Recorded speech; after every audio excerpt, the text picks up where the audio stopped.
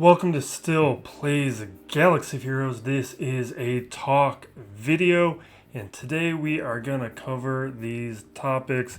It's a little bit of quarterly speculation, housekeeping. Just want to talk about it because we haven't been doing those videos lately, and there's reasons, and it all kind of relates to GL Leia Organa and the prerequisites and the marquee characters related to her. We're going to break that down into some of the safe bets, the near guarantee characters. Then we're going to get increasingly more speculative, looking at some characters as they become some more long shots. Then wrap up with the free-to-play gearing of my roster. This was going to be a much longer video, and I was going to talk about Datacrons. I was going to talk about the Leviathan, but I'm actually recutting this intro because it talked so long, and now your guys are going to get an additional talk video tomorrow to cover those topics. So first up, a quick note, just some housekeeping stuff. We used to do a quarterly speculation series of videos, and I have not done one of those videos for this quarter. And the reason is because of CG's response to the ongoing leak issue. CG has chosen to preempt leaks by giving us nearly all release information up front, which unfortunately kind of kills the exercise. I could respond by looking out even further, but it's kind of a flimsy response on my part, and I think it's a waste. So instead, we'll try some other things moving forward. I've got some other ideas where we can do some similar aspects of the quarterly speculation video without it being exactly the same type of thing that we've been doing in the past. But this is why I have brought up numerous times why I think the leaks are terrible for the community. For the small boost that the information gives, it kills speculation, which has been one of the more enjoyable parts of community engagement. It's also resulted in things like closing the beta, which may have saved us from things like the current Leviathan issue. So if you want to know what I think is going to happen in the game for the rest of this quarter or the next quarter, really through the end of the year, I think in September, October, we get the next Afra Starkiller level character, and all the marquees are going to be announced right away, probably in a road ahead, and that's going to lead us into the end of the year where we will transition into the next raid release. And I bring this up in part because it's an effective transition into one of today's two main topics, GL Leia Organa and what I think her prerequisite characters will be. Some have suggested there may be an unannounced marquee character, and I don't think so. My belief is CG was looking to preempt leaks and has already announced them all, and all remaining prerequisites are already in game, which is less fun. But I think that's what to be expected moving forward. We already saw this most recently with Jedi Knight Cal Kestis. So in terms of those prerequisites, what we know is that we have 15 total requirements, and in the road ahead video we talked about the first 5, and I mentioned there that I was pretty shocked by these relic requirements. I didn't think we'd ever see Relic 3 on this level of release again. I thought it was going to be more like the Leviathan, where that was going to be the game moving forward. We've made a video about this, a previous talk video, where the raid system change to me was the transition point into a new stage of the game that was going to be focused almost entirely on high relic. So seeing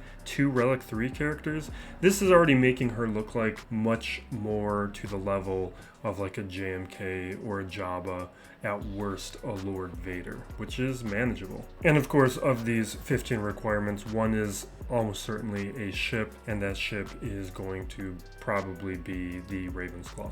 We'll separate this exercise into a couple of groups: the near guaranteed to be a prerequisite, the more speculative ones, and we may even touch on some real long shots that I think are worth discussing. Now here, of course, are the first 5 requirements. Also on screen are my Leviathan progress, and also here's my Jedi Knight Cal Kestis requirements, if anyone's curious about that. But with the first 5 characters, these characters are worth parsing out because they may give us some clues. With all the GLs, they have focused on some iconic moments. Some have been more faction oriented than others, like SOKR and Rey, and some, like Lord Vader, have pulled from a large larger swath of the factions. Here we have 4 very sensible characters. Rex, an iconic rebel character who was possibly at the Battle of Endor. I forget if that guy is canonically considered Rex or not. Wicket, whose relationship to Leia is self-evident. Lando with key Bespin moments. And Akbar, a capital ship pilot, a critically important rebel, well deserving of this status. Kind of surprising he wasn't already required at Relics. The only surprise here is Nisa,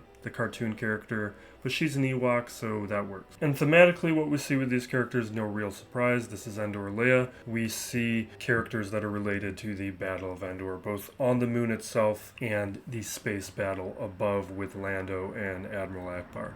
And now diving deeper into the prerequisites, the first grouping, the more obvious character requirements. And here we have Princess Leia, Rebel Officer Leia Organa.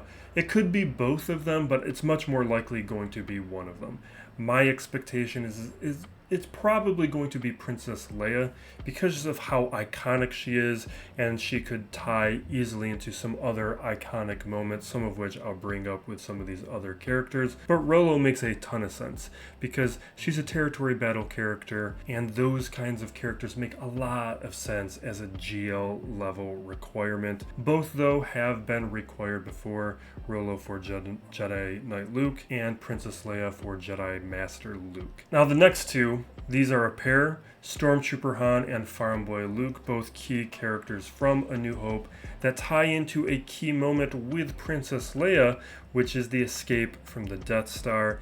And that is part of the reason why I'm leaning towards Princess Leia to be the Leia version that the event is going to highlight. Now, the other aspects here of what makes these characters likely is that they are very iconic, important characters who the majority of the player base has not overly developed, although Stormtrooper Han does have some utility on a Sana squad, and that squad is much better with Stormtrooper Han at Relics. So it's something that would be nice for the player base as well to require him at Relics, because it'll strengthen up that team that right now, unless you go out of your way for it, is a little bit weaker. Farm Boy Luke, hopefully he gets like a touch-up or an Omicron or something. It would be nice to see the Leia Omicron, the Akbar Omicron get stronger, maybe pair Farm Boy Luke onto that squad, because one of the things that we're seeing with the addition of Saw Gerrera and some of these other characters is that the Akbar Leia Omicron team is kind of getting picked apart. The other characters who worked well there, Stormtrooper Han being one of them, Fulcrum being one of them, they're being pulled elsewhere. So we kind of need a proper home or a proper squad for the Akbar Leia Omicron combo, and Farm Boy Luke would be a sensible addition there. And then CG requiring him for Leia, it would be one of those things that we're seeing with characters like Lord Vader, where all those requirements, they're actually pretty nice requirements. You kind of want them all. And I would expect that CG is going to find ways to make us want all of these requirements, so there's not really any wastes. And the final candidate for the more guaranteed grouping of characters is Ahsoka Tano Fulcrum. She's a harder to farm character from the Fleet Store. She's also very good on the Seer Juna squad right now that we'd all want to be building up towards. So that ties into the point I just made about Farm Boy Luke and Han, with how CG has been requiring characters. And I also made, I think 2 years ago now, I made a video about characters guaranteed to be a future requirement, become a prerequisite level character, and Fulcrum was in that list of videos, because characters of that level, those are the characters we see turn into requirements, the harder to farm characters, the harder to obtain characters that a lot of players end up ignoring. So Fulcrum, I would not be surprised at all to see required here. With this next grouping here, this is going to become progressively more speculative as we make our way through it. Really, Hoth Rebel Soldier is much more of a guarantee than a long shot. And what we have with him is a character who comes from an iconic battle that's very important to Leia, which would allow us to create another one of those iconic moments. And with the Hoth Rebel Soldier, he's a complete pain to gear, especially under the old gear economy where he just needs an outrageous amount of Carbanti. And with no reason to use him, no one really touched him except for memes, and I only just brought him to gear 11 within the past 5 days. And if you know this channel, you know I bring characters to gear 11 to stage them up for future projects, and that is why I brought him up now. But I had ignored him prior to that point because of the resources that he required. Just the raids have made it easier now. But the Hoth Rebel Soldier was one of the 2 remaining characters who are not of that GL Conquest or Territory Battle tier of characters who I have not brought up to gear 11. The only character now in the game who is more in that marquee level of character is Night Sister Initiate. That is the final character I have to bring to gear 11. Everyone else has been set up, and it's because I'm always looking to give myself a little head start when CG makes these kinds of moves. Next, Imperial Probe Droid. This would give us a character that starts setting us up for a tier in the event that is related to Hoth. We have Hoth Rebel Soldier required for that tier, IPD required for that tier, and with IPD, it's another one of those territory battle characters who appeared in that guaranteed to be a future requirement video, who had characters like Gamorrean Guard was in that video, where we talked about how these types of characters are going to be required for an event at some point. And I think it is now Imperial Probe Droid's opportunity to achieve that status, to achieve GL Prerequisite status. But this is also a moment that could point towards using Rolo as the Leia version that is utilized for this event. And now for Imperial Troopers, plenty of iconic moments, the Battle of Endor, the opening moments of A New Hope, a lot of ways it can tie into Leia. I've seen some discussion that there could be an unannounced marquee character. I've already said at the top of the video how we feel about that. I don't think we will be getting Scout Trooper in that way. What I have said in previous videos though, and I do think this affects how we should evaluate the import of GL Leia Organa, is that I think that we could see with the new raid the return of raid character shards, and Scout Trooper would make a ton of sense to be that character and could be a strong enough character to possibly elevate the Imperial Remnant Squad, who have been needing a 5th character, and the Scout Trooper has been showing up in places like the Mandalorian. So that would be an easy tie-in for that character. The Trooper, I instead think that we are more likely to see, and this has been thrown around plenty, is the Stormtrooper. Iconic character, very important, and a lot of the player base has ignored him, even though there is plenty of utility with this character over on an Iden squad. And if you haven't touched the Stormtrooper, what I really like about this character is that he's one of the easiest to gear tanks in the game. He just needs a single stun gun and you're basically done with this character.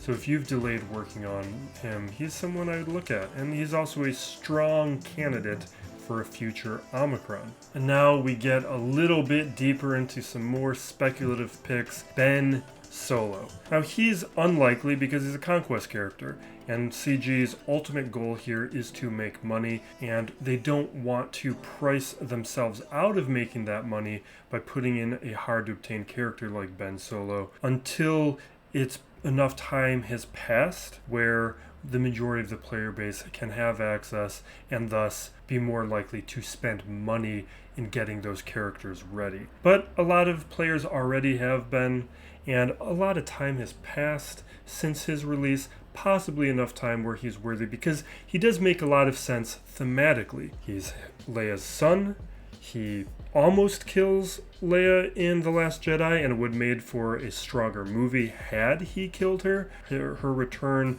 I mean, obviously the loss of Carrie Fisher completely derailed what they could have done, but it would have made for a stronger character arc for Ben Solo had he succeeded in killing her and had to confront those emotions more fully instead of the cheap death and return that we've been seeing in a lot of those movies, like we saw with Chewbacca in Rise of Skywalker. So Ben Solo makes a ton of sense to me as a character to be required for Leia, even though we didn't see too much interaction between them. It's just his conquest status is what brings him down to that more speculative range. But if CG were to make a conquest character turn into a GL level prerequisite, then Ben is one that I think is one of the stronger candidates for that status. And now for the final slot, the final candidate for these characters, we're going to talk about some real long shots because we're not going to go to, these are my bigger bets.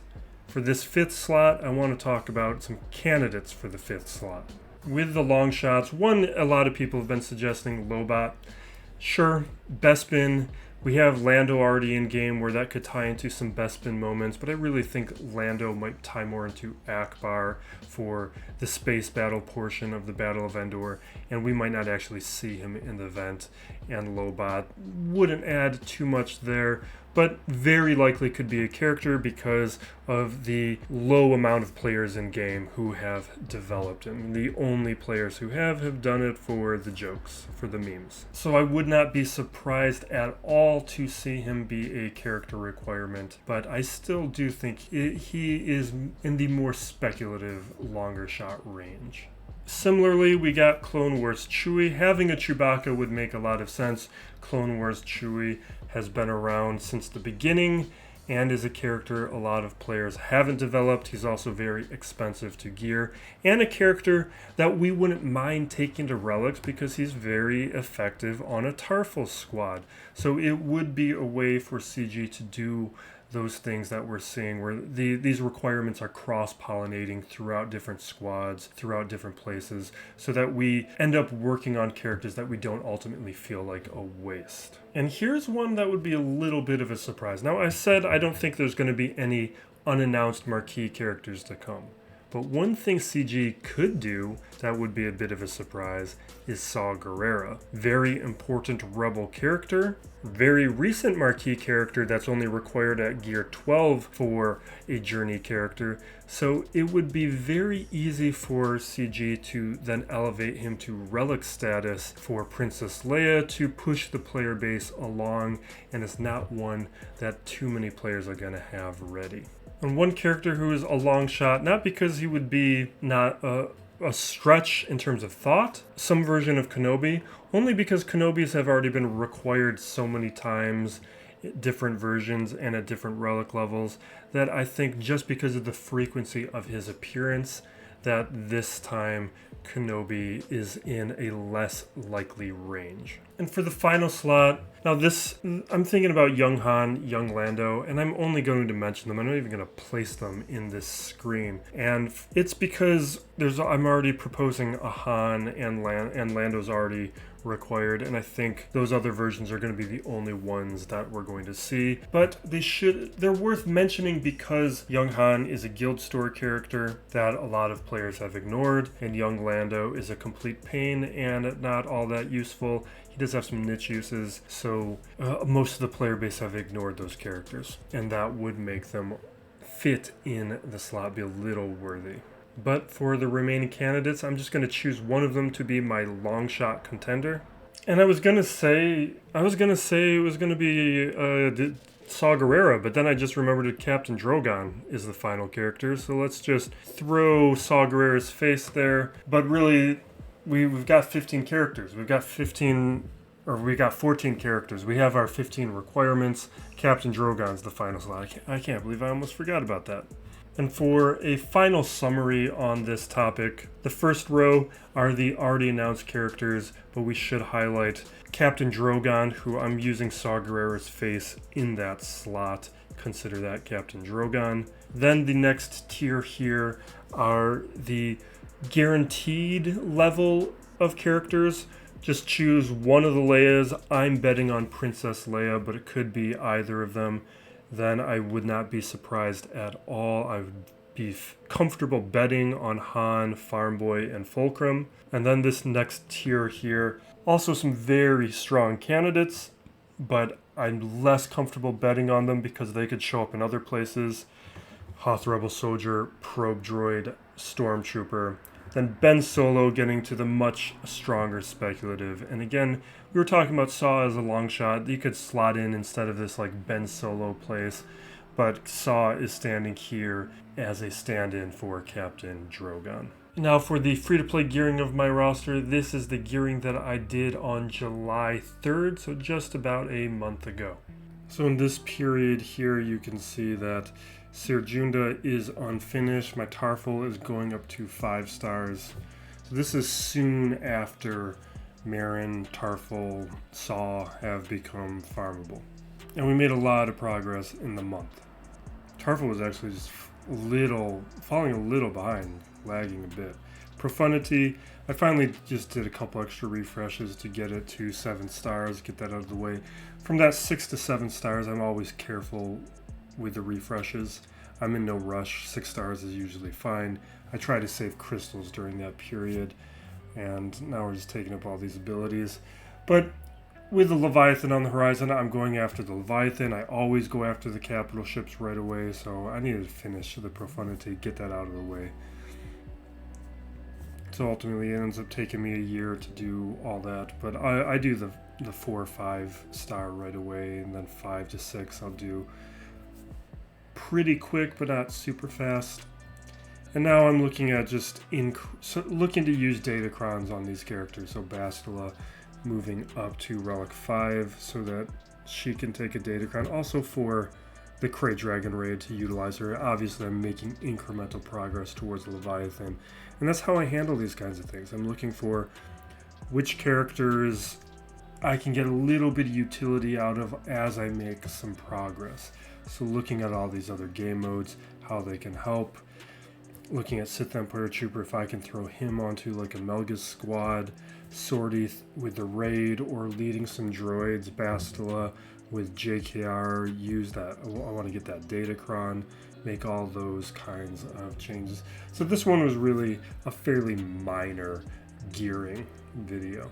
Yesterday I put up the 3rd episode of the Grand Arena chat with Glurmit and me, so check that out. Part 1 is on his channel. I take care of part 2. And then we'll have some more Grand Arena videos on the way. There's a couple other things I'm going to try and get out in the meantime, but we're getting a good amount of these talk videos out, and I expect by next week we are going to get some sort of announcement, probably Captain Drogon and the second set of requirements for GL Leia. But thank you for watching. Be excellent to each other, everyone. This is Still Plays Galaxy of Heroes.